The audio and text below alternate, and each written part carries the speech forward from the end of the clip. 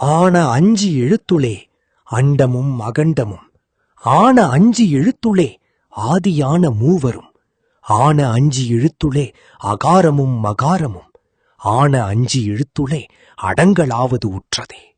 பல ஆண்டுகளுக்கு முன் மலைகளும் வயல்களும் சூழ்ந்த ஒரு சிறிய கிராமத்தில் அருண் என்ற சிறுவன் வாழ்ந்தான். அவனுக்கு எப்போதும் ஒரு கேள்வி மட்டும், இந்த உலகம் எப்படி உருவானது? ஒரு நாள் கிராமத்தின் வெளியே இருந்த பெரிய ஆலமரத்தடியில் ஒரு வயதான சித்தர் அமைதியாக தியானம் செய்து கொண்டிருந்தார். அவரை பார்த்தவுடன் அருணின் மனதில் சொல்ல முடியாத அமைதி பிறந்தது. அருண் மெதுவாக அருகில் சென்றான். ஐயா, இந்த உலகம் எப்படி உருவானது என்று கேட்டான். சித்தர் கண்களை திறந்து அமைதியாகச் சிரித்தார். சித்தர் வானத்தை நோக்கி மெதுவாகச் சொன்னார், நமச்சிவாய. இந்த 5 எழுத்தில்தான் அண்டமும் உயிரும் உலகமும் அனைத்தும் அடங்கியுள்ளது. அந்த நொடியில் அருணின் கண்முன் வானம் மாற ஆரம்பித்தது. விண்மீன்கள் தோன்றின, மலைகள் எழுந்தன, கடல்கள் பெருக்கெடுத்தன, உயிர்கள் பிறந்தன. அனைத்தும் அந்த 5 எழுத்திலிருந்து. சித்தர் மெதுவாக கூறினார், படைப்பும் பாதுகாப்பும் அழிவும் 3ம் வேறல்ல, அவை அனைத்தும் ஒரே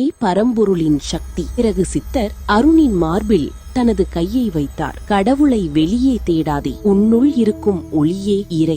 அந்த நொடியில் அருணின் உள்ளத்தில் ஒரு தெய்வீக ஒளி மலர்ந்தது. மாலை சூரியன் மெதுவாக மறைந்து கொண்டிருந்தது. அருண் வானத்தை பார்த்தான். இப்போது அவனுக்கு பதில் கிடைத்து விட்டது. உலகம் வேறல்ல, உயிர் வேறல்ல, இறை வேறல்ல, அனைத்தும் ஒன்றே. அந்த ஒளியின் பெயர் நமசிவாய.